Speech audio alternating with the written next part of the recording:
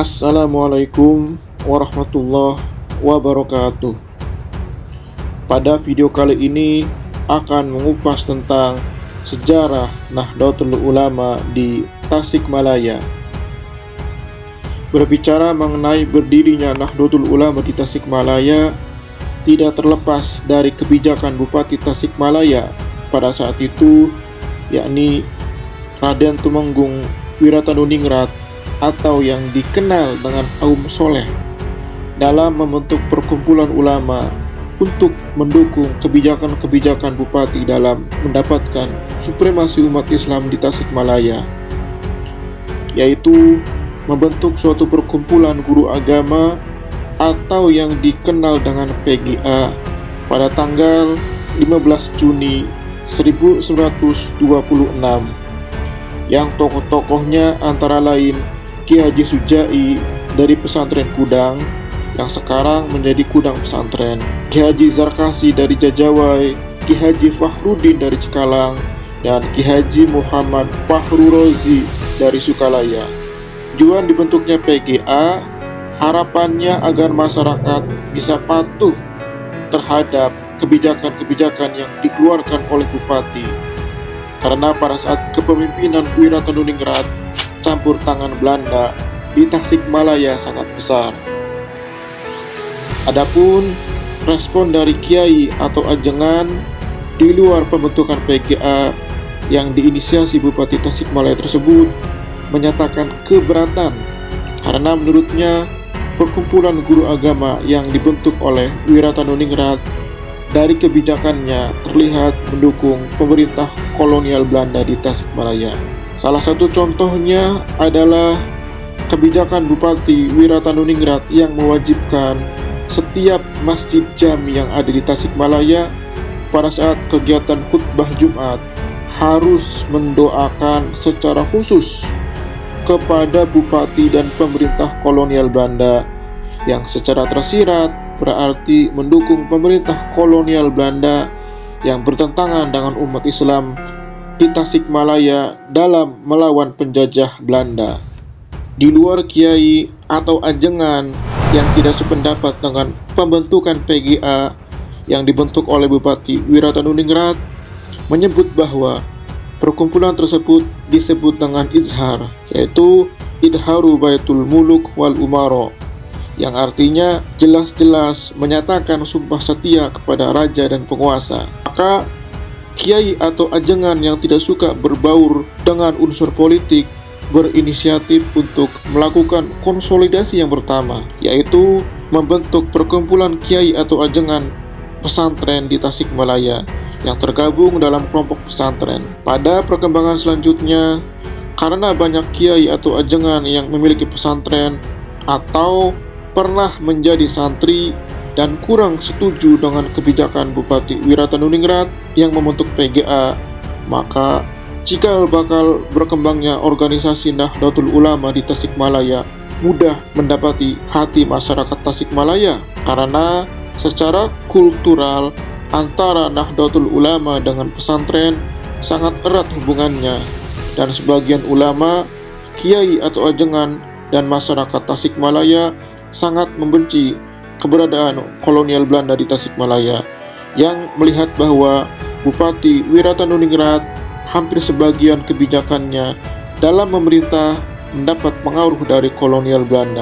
2 tahun kemudian disepakatilah organisasi atau perkumpulan agama yang menjadi lawan dari bentukan pemerintah kolonial Belanda, yaitu Nahdlatul Ulama, yang memiliki jaringan-jaringan pesantren di Tasikmalaya dan sangat antipati terhadap kolonial Belanda, sehingga bisa dikatakan bahwa Nahdlatul Ulama masuk di Tasikmalaya pada tahun 1928, yang secara organisatoris yang membawa Nahdlatul Ulama di Tasikmalaya adalah Ki Haji Fadil dari Cikotok Parigi, sekarang masuk wilayah Kabupaten Ciamis, dan Ki Haji Fadil menetap di Nagarawangi yang sekarang masuk kota Tasikmalaya bagian selatan. Ki Fadil bertemu dengan Ki Haji Unung Kolyubi dari Madewangi Taman Sari, lalu bertemu dengan Ki Haji Ahmad Sobandi dari Celenga Luwisari, dan akhirnya bergabunglah Ki Haji Zainal Mustafa dari Singaparna,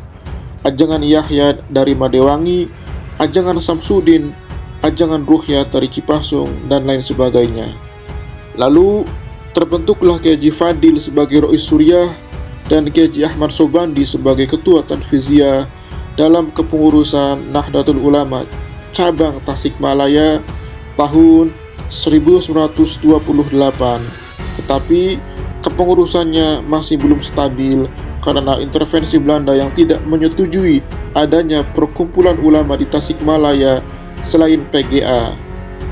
Informasi ini diperoleh berdasarkan wawancara dengan Ki Haji A.E. Bunyamin pada 2 September 2019 di kediamannya di Indihang, kota Tasikmalaya. Ia mengetahui sejarah Nahdlatul Ulama Tasikmalaya karena tradisi lisan yang diceritakan oleh Ki Haji Aceng Putra, yang juga mendapatkan informasi dari Ki Haji Unung Kolyubi dari Madewangi Taman Sari Tasikmalaya bahwa Nahdlatul Ulama di Tasikmalaya berdiri pada tahun 1928.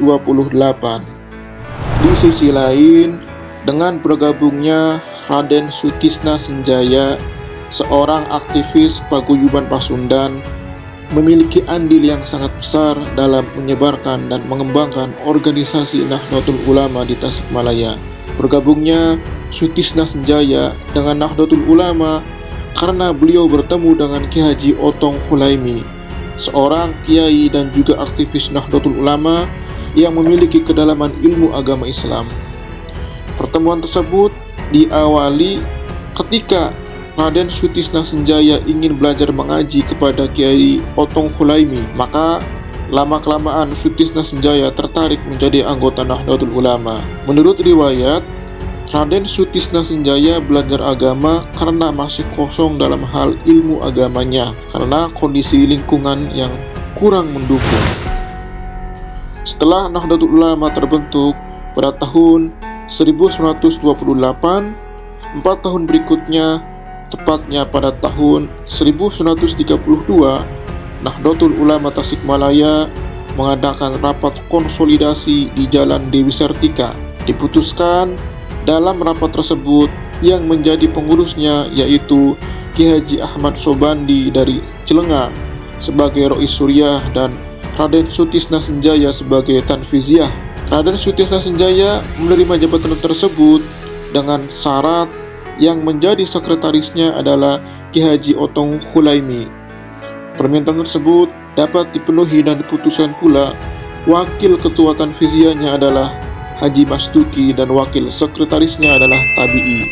Di bawah kepemimpinan Raden Sutisna Senjaya dengan keintelektualnya, Ki Haji Ahmad Sobandi dan Ki Haji Otong Hulaimi yang berjiwa ulamanya menjadikan Nahdlatul Ulama di Tasikmalaya mempunyai pamor dan disegani oleh masyarakat Islam dan pemerintah kolonial Belanda. Oleh karenanya, Nahdlatul Ulama di Tasikmalaya berkembang pesat di wilayah Tasikmalaya, mengalahkan pengaruh Persis, Masyumi ataupun Muhammadiyah. Perkembangan pesat tersebut salah satunya karena aktivitas Nahdlatul Ulama cabang Tasikmalaya dilakukan secara intens dengan mengenalkan paham Ahlu Sunnah wal Jamaah. Salah satunya pada tahun 1932 diadakan kegiatan Pasamun Open Bar Nahdlatul Ulama Tasikmalaya. Adapun tokoh yang menghadiri kegiatan tersebut yakni Ajangan Dahlan Cicarulang, Ki Haji Ruhyat Cipasung, Kiai Otong Hulaimi atau yang dikenal dengan Kiai Kuntet, dan Juragan Haji Ahmad Masduki. Informasi ini berdasarkan berita majalah Al-Mawaiz nomor 18 tahun ke-1 bulan April tahun 1933. Pada bulan Agustus 1933, Nahdlatul Ulama cabang Tasikmalaya menerbitkan majalah mingguan yang bernama Al-Mawaiz dengan pemimpin redaksinya adalah Raden Sutisna Senjaya. Dengan disokong media dakwah ini, pada akhirnya masyarakat dengan sendirinya bergabung dengan Nahdlatul Ulama. Giroh atau semangat warga Nahdliyin Tasikmalaya dalam mengenalkan paham Ahlu Sunnah wal Jamaah juga tidak hanya di wilayah Tasikmalaya saja, tetapi pengaruhnya sampai ke daerah Bandung, tepatnya di daerah Cicalengka, yakni dengan mengadakan kegiatan open bar forgathering atau yang dikenal dengan pertemuan publik Nahdlatul Ulama di Cicalengka pada hari Minggu tanggal 15 Juli tahun 1934 yang dihadiri wakil cabang Nahdlatul Ulama dari Tasikmalaya, yang tokohnya antara lain Raden Sutisna Senjaya, Ki Haji Ruhyat, Ki Haji Otong Hulaimi, dan Haji Nu'man. Informasi ini berdasarkan dari catatan majalah Al-Mawaiz nomor 38 tahun kedua bulan Juli tahun 1934. Selain itu, eksistensi Nahdlatul Ulama di Tasikmalaya juga bisa dilihat dari kegiatan kongres yang sekarang dikenal dengan muktamar. Para kiai yang menghadiri kegiatan tersebut diantaranya pada perhelatan Kongres Nahdlatul Ulama yang ke-11 yang diadakan di Banjarmasin tahun 1936, cabang Tasikmalaya mengutus Ki Haji Muhammad Dahlan dan Ki Haji Ruhyat. Sedangkan Kongres Nahdlatul Ulama yang ke-12 di Malang tahun 1937, cabang Tasikmalaya mengutus Ki Haji Fadil.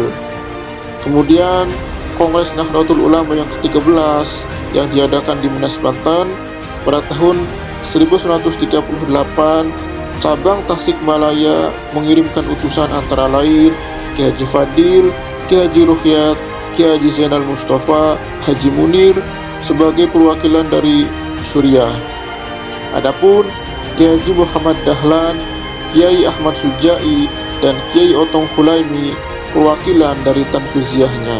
Kemudian Kongres Nahdlatul Ulama yang ke-14 yang diadakan di Kota Magelang, Jawa Tengah pada tahun 1939, utusan dari Tasikmalaya mengirimkan Ki Haji Ruhyat, Haji Muhammad Mustafa, Haji Qalyubi, Haji Misbah dari Rois Suriah. Adapun Ki Haji Muhammad Dahlan dan Kiai Hulam berasal dari Tanfiziah. Sedangkan perwakilan dari Ansor Nahdlatul Ulama atau ANO yang sekarang dikenal dengan Gerakan Pemuda Ansor diwakili oleh Muhammad Amin Bajuri.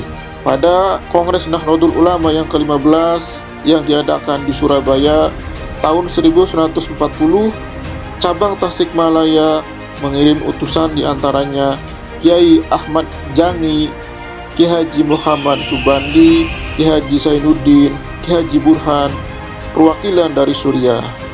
Sedangkan Ki Haji Muhammad Dahlan dan Haji Sanusi perwakilan dari Tanfiziahnya. Inilah sekilas tentang sejarah Nahdlatul Ulama di Tasikmalaya bagian pertama. Jangan lupa tonton kelanjutannya. Terima kasih yang sudah menyimak. Dan jangan lupa nyalakan tombol loncengnya untuk mendukung channel ini. Wallahul muwafiq ila aqwamit thoriq. Wassalamualaikum warahmatullahi wabarakatuh.